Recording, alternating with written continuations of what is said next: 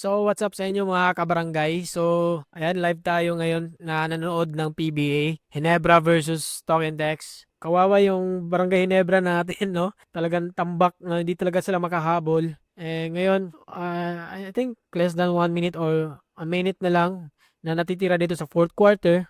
Talagang nahihirapan sila ang Barangay Hinebra sa depensa na pinapakita ng TNT dito sa kanila, no?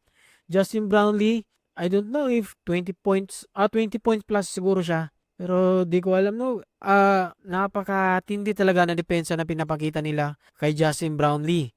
Kaya nafo-force na lang yung si Justin Brownlee na tumitira sa labas. And off night pa ngayon no.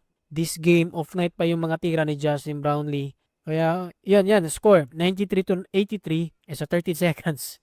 It's a 13 seconds na lang pala natitira. So, wala na guys. So, talo yung ating Barangay Nebra. Bawi na lang tayo next game. I hope Coach Team Cone gagawa pa siya ng mga adjustments niya. Anong adjustment niya na ibibigay dito? Imagine niyo walang Jason Castro dito para sa TNT pero no problem dyan para dito sa TNT. So, kaya ayun, nahihirapan ang Barangay Nebra. So, mga kabarangay, ano kayang dapat adjustment na gagawin ni Coach Tinko dito para sa Game 2? That's it mga kabarangay, no? Talo ang ating Barangay Nebra. Again, this Game 1 pa naman, makakabawi pa to. I'm sure na makakabawi pa ang Nebra. Pero dapat lang, no, manalo na sila sa Game 2. Lalo na kung matalo pa sila sa Game 2, talaga napaka-crucial yan pagdating ng Game 3. So, ayan mga kabarangay, ano ba ang dapat adjustment gagawin dito ng Barangay Nebra?